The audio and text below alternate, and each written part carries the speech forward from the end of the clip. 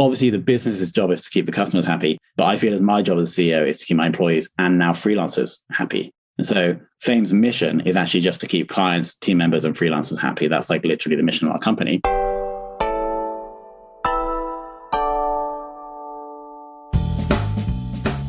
Today, we're going to talk about growing and monetizing a podcast.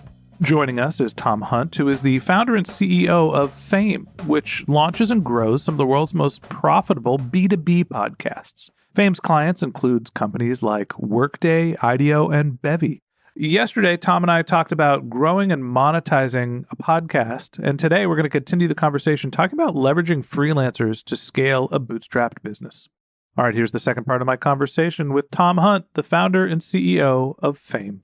Tom, welcome back to the MarTech Podcast. Great to be here. Excited to have you back on the show. You know, I feel like we're kindred spirits. We have followed a very similar career path. You were running a marketing department. You started a podcast. It was very successful. You kind of went into this line of business. I was running a consulting practice, started the MarTech Podcast. It grew faster than I expected, and basically the media portion of my business ate the consulting portion, and here we are today talking about how to grow podcasts. And I feel like one of the secret ingredients is not actually doing the work yourself.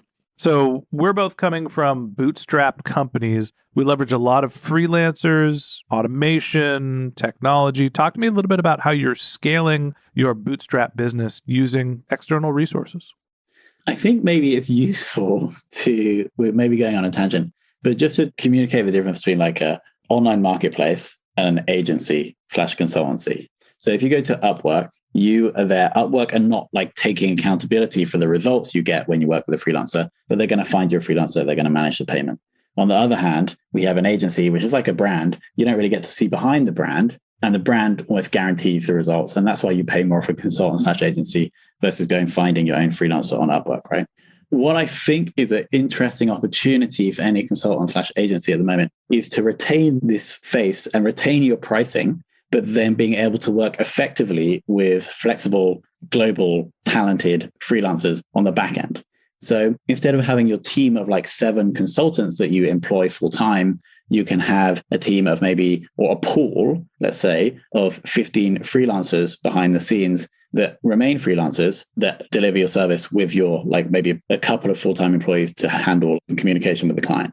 So I think the opportunity that we are taking advantage of is leveraging this more flexible model with global freelancers with this thin service layer across the top of full-time employees.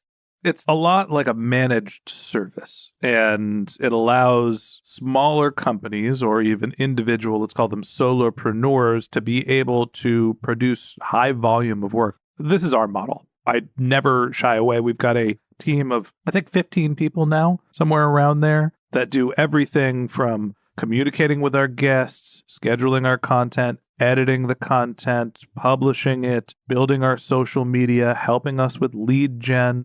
There's a whole sort of different profiles. We've had some engineers. We've got all sorts of different types of work that we've done with freelancers. But one of the problems that I feel like we've worked very hard to overcome internally was not only figuring out who to hire, how to train them, but also there's the workflow management, how to let someone know when they are responsible for a given task.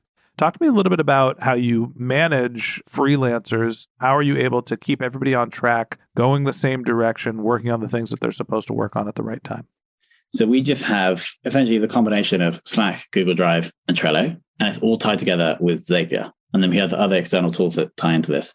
But essentially what this means is that when any external thing happens, let's say a guest books on a client show, the guest will book through Calendly, and then that is going to talk via Zapier to Slack, Google Drive, and Trello to inform the 6 people that need to work on that episode, what they need to do, when they need to do it, where the assets are going to be when they've completed them.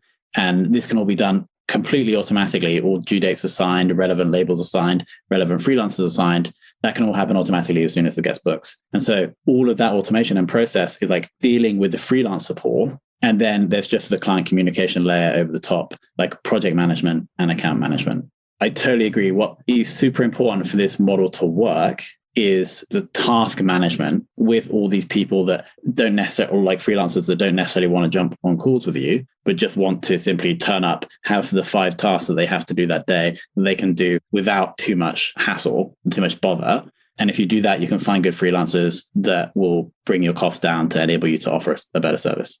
We spent 5 years working on the MarTech podcast. We launched the Voices of Search podcast 4 years ago. We launched our third podcast, the Revenue Generator podcast, and I'm not the host this time. Doug Bell, who's the CMO of Lean Data, is the host, and Lean Data is also the sponsor of that podcast. And the reason why I bring this up is that through all the automation and rules that we've created, we use Monday.com. And there's a little Dropbox, there's a little Google Drive. We all communicate on Slack when something breaks down. But primarily, everything that we've done is build these workflows and automations and triggers in Monday that allows us to basically copy the infrastructure we have and reproduce it for new podcasts. So when you are creating podcasts for new clients or you're doing this at scale, do you find that it's easy to replicate the same process? Are all podcasts following the same process? Are you able to scale the teams? Or are you constantly hiring new people to do new projects?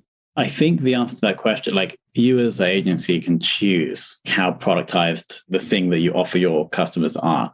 Now, obviously, the more productized, the better it's going to scale. And so we typically just like to offer the same thing to all clients so that all of that process we just spoke about can be literally copied and pasted. Obviously, there are slight nuances. Maybe they want video snippets for TikTok and another client wants them for a different social platform. But the more productized, the better. The only caveat I would give is that being a bootstrap company, sometimes you may want to work with a client if they don't fit perfectly into your like productized methodology because you just want the revenue or you need the revenue. So the kind of long-term view is that you wouldn't do that and you'd only bring people on that fit your perfect methodology. You keep refining the methodology and you scale up like that. And so we have largely managed to refuse people that don't fit within the thing that we offer. So we've been able to scale relatively quickly. Now, when you're working with freelancers, I'm assuming they're distributed around the world. Talk to me about the relationships that you have. How are you finding the right talent, building relationships with them? How do you keep them on board? Because that training process can be very challenging, and sometimes it's hard to find the right labor for the job. I'll try and run through things really fast. So we constantly have applications open. There's a form on our site that anyone can come to and they can request an application. So we have this massive database, basically. Then we have one operations person who's responsible for ensuring that we have enough freelancers to do enough of the work that we do have. So that's what bringing freelancers into the organization. If we desperately need someone and we can't source anyone from our database, we'll then go to the freelancer marketplaces and find people. We'll do a test task. We'll pay them the amount that we would pay them for this task. And we do that with after we've checked what they've done before, we offer them a test task. And then if that's good, then we'll bring them in for a trial.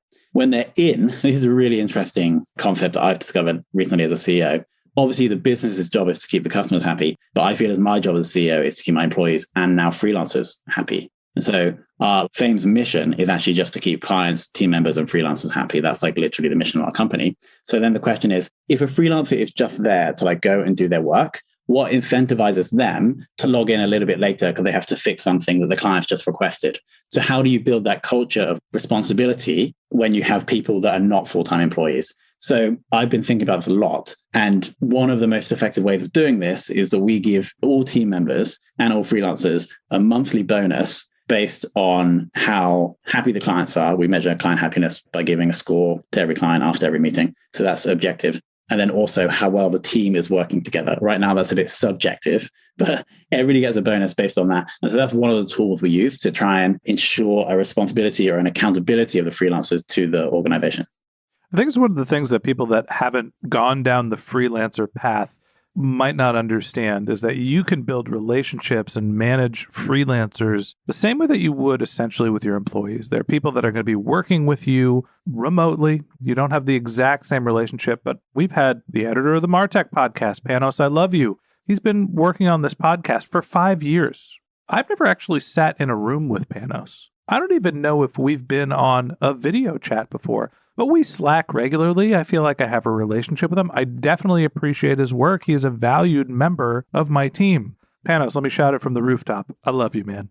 So I think that that's one of the, freelancers feel like faceless accounts from countries that you might not have heard of that are making minimal amount of work. So the assumption is they're probably not going to work very hard or do a very good job. And that is just fundamentally untrue, right? One of the biggest factors of building a business using freelancers, mostly when you're bootstrapping, is you get to take advantage of the economics of geography. So you mentioned that you have forms on your website where people can apply to be freelancers. It sounds like you've got a little bit of an inbound approach where freelancers are coming to you and then you're potentially going to marketplaces at time. What are some of the things that you look for in a freelancer to figure out if they are credible, hardworking, have the right skill set? It's pretty low risk, right? So our process, because all the time we're spending, that ops person is spending interviewing freelancers, he or she is not spending like improving the process. So we're literally, all we do is we'll look at their previous work, step one. If their previous work and their rates work for what we're looking for, then we'll do a test task. If their communication and the quality of the thing they produce is good enough, they're brought into the system. And then from there, they'll just be assigned a small amount of work. And then we can throttle the work up and down based on their performance. This is another way to manage the incentive of the freelancers. The better they are at communicating, the better their assets, the better they are with their deadlines, the more work they're going to get. And that also throttles down. Now, you have to build trust. You can't just take work away from a freelancer for no reason. There has to be rules around that so they feel in control. But in terms of the hiring process, it's like very quick, very objective. And then they come into the organization and then we can throttle up and down based on like how well they're performing. So we don't spend that much time like assessing or bringing freelancers in because we have this pool that is quite flexible in terms of how much work they'll do. Yeah, I think one of the big takeaways for me is the incentives for freelancers are different than employees. And part of it is understanding how much work they want, understanding when they can work, understand how they want to work. And if you spend time getting to know the freelancers, getting to understand what their goals, what their objectives are, what the lifestyle they want to be leading is, it can help you define the type of work you're handing them and set up an incentive structure that puts everybody on the same page. Tom, any last words about building a bootstrap business, leveraging freelancers? Any other tricks you have for the audience? I think the most important thing, whether it's a CEO starting a business working with freelancers, or whether you're a CMO within a business working with your team and some of those are freelance, I think the most important like mindset to develop is that the business's customers are not your only customers. Your job as the leader is to make their lives better. The more you do that, the lower your employee churn, the less time you have to spend on recruitment, the happier your team are, the better work they're going to do. And so that's like the final thing that I like probably want anyone listening to leave with. It's a big world, but we are all more connected than we've ever been. You could find great talent, and it doesn't necessarily have to be the person living next door. Thanks for listening to my conversation with Tom Hunt, the founder and CEO of Fame. If you'd like to get in touch with Tom, you can find a link to his LinkedIn profile in our show notes. You can contact him on Twitter, where his handle is TomHuntIO. That's TomHuntIO. Or you could visit his company's website. It's fame.so, fame.so. Tom also has a hosting platform that Fame runs off of, which is bcast.fm.